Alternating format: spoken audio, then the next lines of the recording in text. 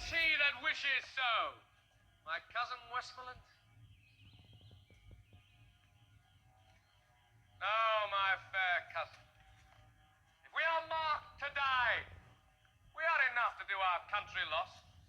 And if to live, the fewer men, the greater share of honor. God's will, I pray thee, wish not one man more. Rather, proclaim it, Westmoreland, through my host, that he which hath no stomach to this fight, let him depart. His passport shall be made, and crowns for convoy put into his purse. We would not die in that man's company that fears his fellowship to die with us. This day is called the Feast of Crispian. He that outlives this day and comes safe home will stand a tiptoe when this day is named, and rouse him at the name of Crispian. He that shall see this day and live old age will yearly, on the vigil, feast his neighbours and say, tomorrow is St. Crispin's. Then will he strip his sleeve and show his scars, and say, these wounds I had on Crispin's day. Old men forget, yet all shall be forgot, but he'll remember with advantages what feats he did that day. Then shall our names, familiar in their mouths as household words, Harry the King, Bedford and Exeter, Warwick and Talbot, Salisbury and Gloucester, be in their flowing cups freshly remembered. This story shall the good man teach his son, and Crispian shall ne'er go by from this day to the ending of the world, but we in it shall be remembered. We few, we happy few, we band of brothers, for he today that sheds his blood with me shall be my brother. Be he ne'er so vile, this day shall gentle his condition. And gentlemen in England now abed shall think themselves accursed they were not here, and hold their manhoods cheap, whiles any speaks that fought with us upon St. Crispin's Day. So this was the famous speech of Henry V in the Battle of Agincourt, and let me first explain you the situation. That what was the situation? The situation was very dire. It was a battle going on between France and England, and England's soldiers were outnumbered by the French soldiers. The ratio was like 1:5. That for every single English soldier there were 5 French soldiers. So all English soldiers, they were sharing a common danger of their life. So they all were worried, and they all were concerned about their life, and they all have lost hope. So Henry V, who was leading that uh, group of soldiers, he, remarkably changed the situation of less in strength as compared to the French soldiers. You see here what he says in his speech. He says,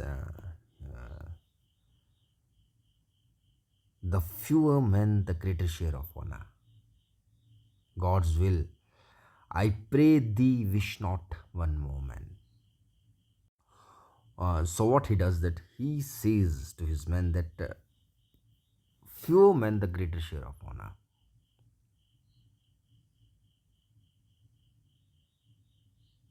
So if less will be the number of men, more will be the share of honor.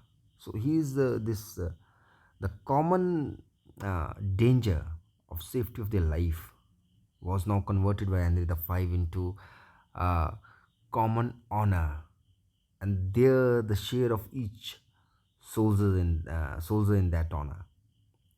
And see how he's defining this honor here. He says, because this was a Saint Crispin day, so he says here, you see here that this day is called the Feast of Crispian. This is also greatest move. This is also one of the great move by the Henry V, because he's linking it with the religion, and religion has always been a great motivator to the man. So this day is called the Feast of Crispian, and he that outlives this day and comes safe home will stand a tiptoe when the day is named, and rouse him at the name of Crispian. He that shall live this day and see old age will early on the vessel feast his neighbors.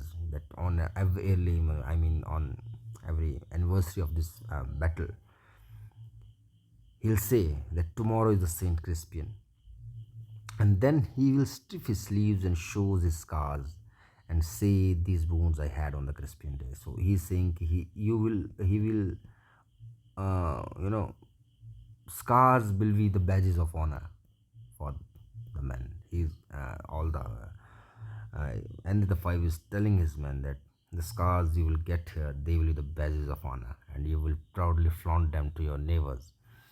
And then you see here what he has done in his speech. You'll see that he used this thing. This is we few, we happy few, we band of brothers. This band of brothers is, it's this English phrase is used uh, for the people who had shared suffering, and this shared suffering has a immense strength into it, because it has the potential to create a different kind of bond in the people. And I think you have seen that in the people who stays in boarding, or the cadets who staying in defense academies, they have a different bond in them, because they go through that hardship of training together. And that's the brotherhood, that's the fraternity. And so this is what. And the five, he's doing what, he's not telling his men that I'm your king and you're my soldier. What he's saying, we, the word we is used here, you see, we, and we all are at par, and we all are the band of brothers. We are going through this battle alone, and this battle will, you see here what he says, that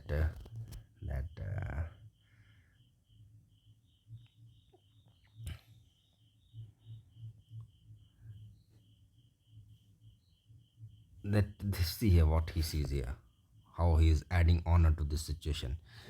And a gentleman in England now abed shall think themselves accursed they were not here, and hold their manhoods cheap, whiles any speaks that fought with us upon Saint Crispin's day. So he is comparing the men who are not present with them on that day, and he's telling them that when he will, his manhood is cheap, and he will think that he's accursed that he was not here, कि काश मैं भी यहाँ पे होता. So, and then you see here, this is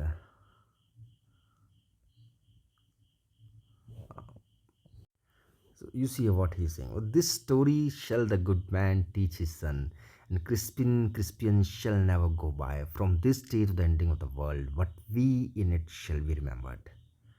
So this was the speech, which is, uh, which is quite famous, and it's a epitome of the leadership, how you can motivate your men, what kind of tools you can use. So what, I'll tell you one more thing, I was reading this book, Influence of Robert Cialdini.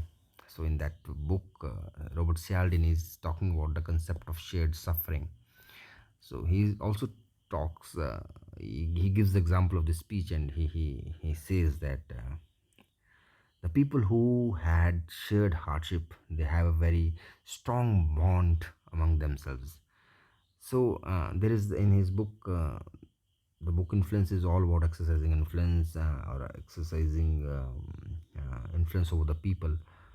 uh, so there is one law, the law of reciprocation, and so it has been seen uh, by the Robert Cialdini that people who had shared hardship, they respond in a, they reciprocate in a better manner as compared to the as compared to the people uh, who don't have any shared hardship.